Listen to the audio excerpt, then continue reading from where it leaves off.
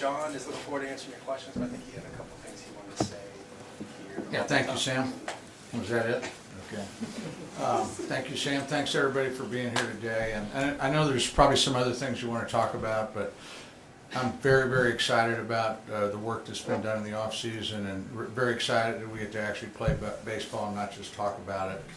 I think JJ, when I think about the goals that he set for the off season, you know, to add to the rotation, to build depth in the bullpen, get a couple of bats, bring some veterans in that could help our young guys. I think he accomplished all of them in a way that you know, kind of fits our payroll objectives and in our financial strategy also. And then signing Bobby kind of speaks for itself, but that doesn't change. You know, he was going to be here anyway, but to have him and that our fans know he's going to be here for a long time does a lot for the club, and we certainly plan to build around him. So happy to take questions on anything, but tomorrow's a special day. Opening day to me is it's about baseball on one hand, but it's really about it's Greater Kansas City Day, it's Civic Appreciation Day. It's really a celebration, not only of baseball, but of our city, and to be able to have Major League Baseball in Kansas City is a real blessing.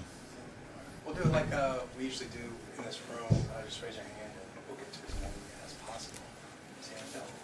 John, I wanted to ask you about your release today about Oak Street. A couple of questions off of that. How does that change? Obviously, the stadium that you guys released the blueprint of covers over Oak Street. How does that change what the stadium's going to look like or where it's going to be placed? You know, it doesn't really change much about the stadium. You know, that's simply about keeping Oak Street open. You know, if we listen to the community, we listen to the mayor, the city council, certainly the people in the Crossroads Community Association. And it became clear to us that, you know, that was important that stay open as a north-south artery. You know, it's a key part of the neighborhood, both for car traffic, pedestrian, and bicycles. So we basically just agreed that that would stay open. It does not really modify much of our stadium. Won't change anything about fixed seating, attendance. It's just that it keeps that artery open where it would have been closed, you know, to locusts.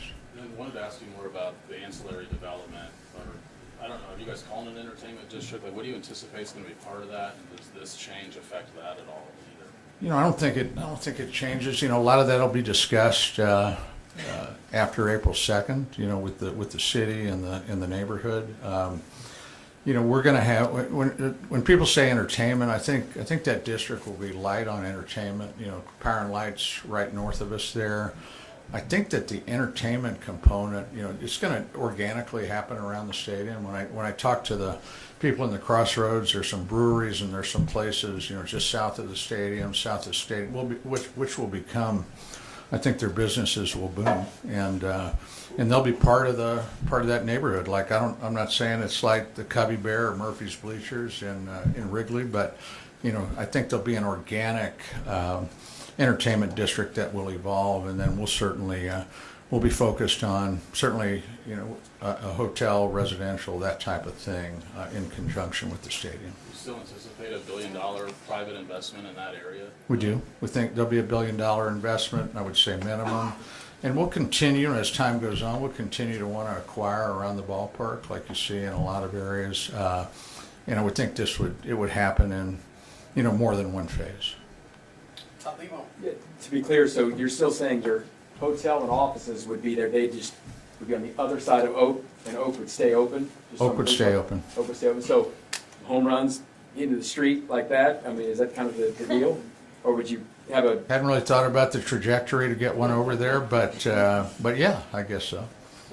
It might break a window in the hotel, I don't know. I mean, you know, the idea would be to have a hotel where next to the stadium, almost part of the stadium, and there'd be a walkway that where, you know, people that were in the hotel either staying there or eating or could walk in a crossway onto the concourse of the stadium.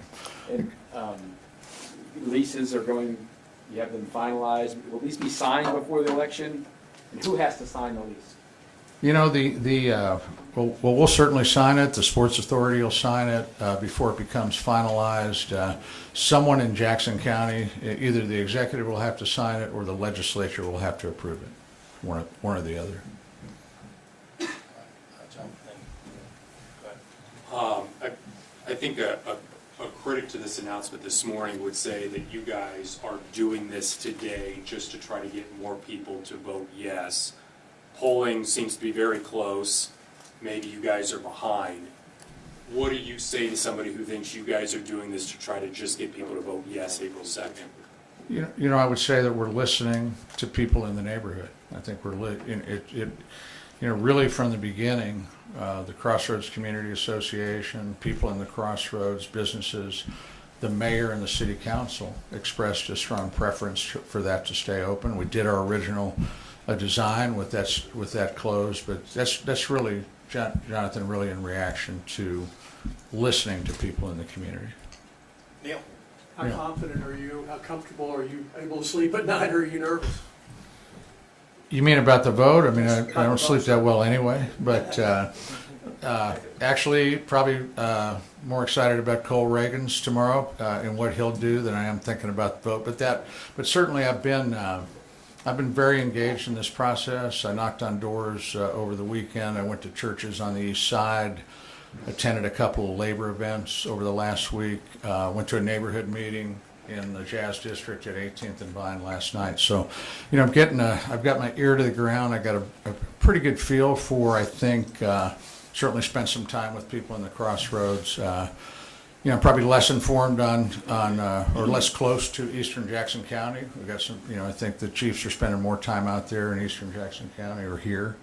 But so I think I got a pretty good feel for, you know, we do our own little polls. I think my wife said she went to a restaurant in Brookside and she had 4 yeses, 2 nos, and 3 maybes, including the server. And so I said, well, tell me about it. In fact, one of the doors I knocked on, it's interesting, might be a microcosm of, again, this is not scientific, but I heard probably all sides of the issue, canvassing with a group over the weekend, but one that struck me, knocked on the door, the husband came out, he's wearing a Fenway Park t-shirt. Hi, Mr. Sherman, thanks for keeping Bobby Witt. I'm thinking, okay, that's a yes, right?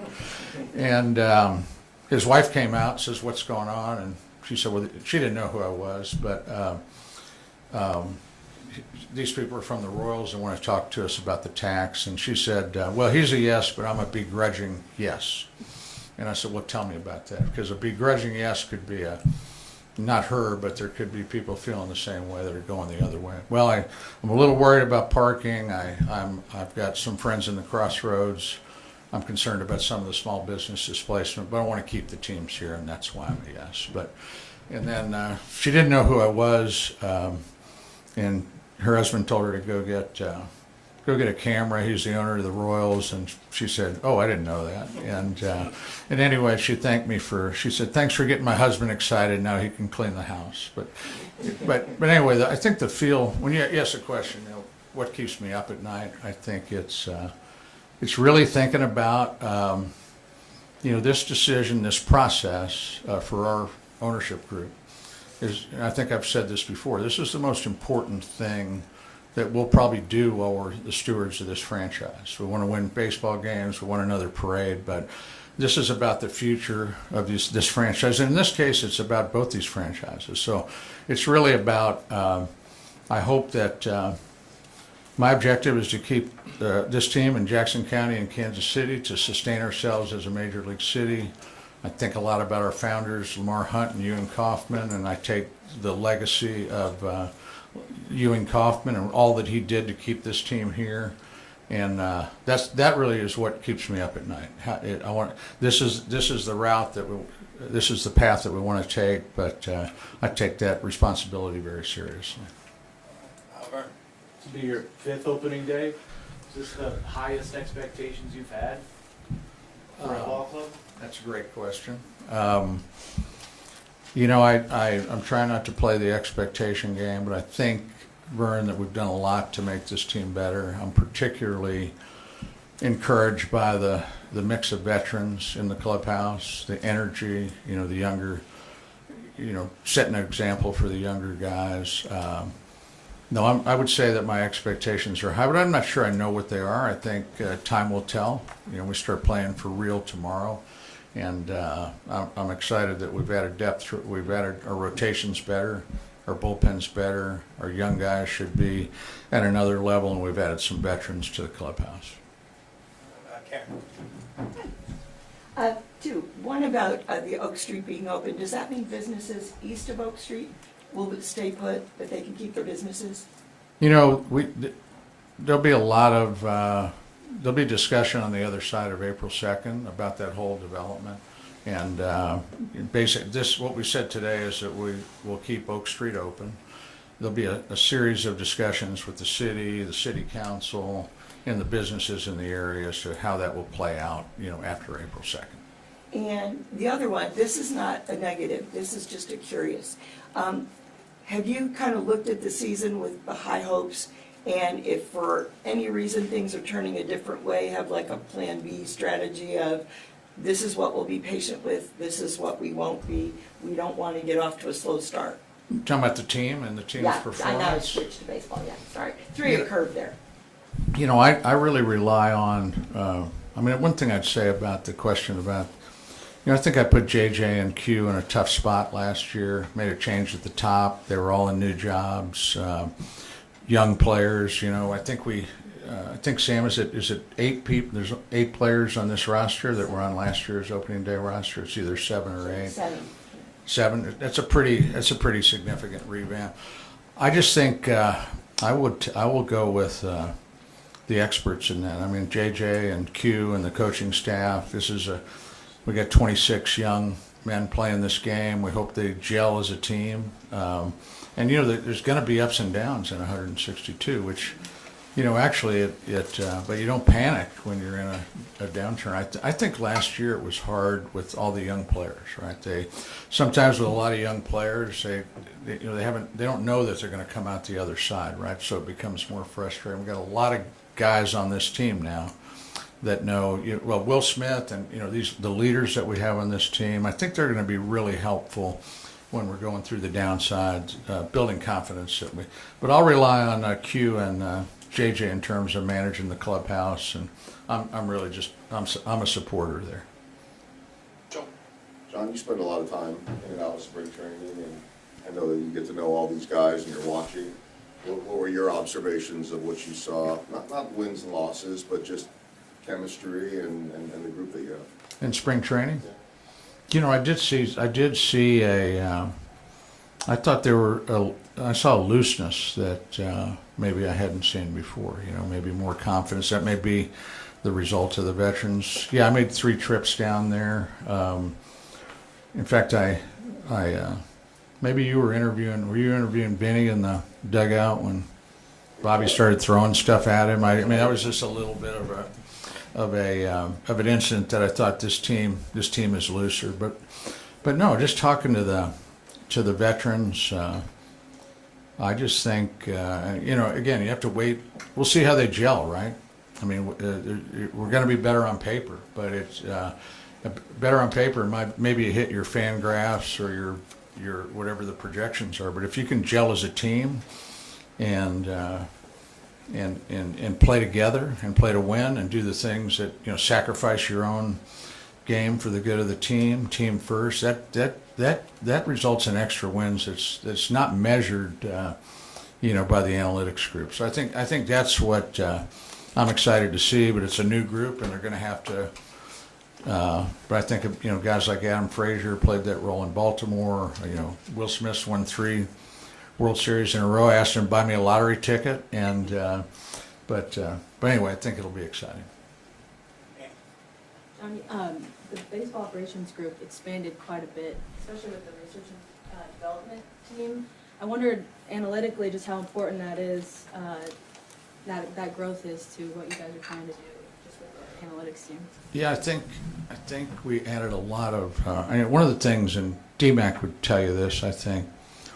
When the new coaching staff came in last year, the demands on our analytics team, it just took off. And we had the data. I think when we had that initial press conference, I said, we have the data. It's what we use the data for. But one thing I think we found out, and asked them, is that they had the data, but maybe it wasn't in the right format. It wasn't there to get, so the speed at which it got to the dugout I think, was slower. So they've kind of ramped that up and added certainly in R&D, but then also on the development side, on the pitching side, you know, younger development people, some of whom came from training centers that are more used to.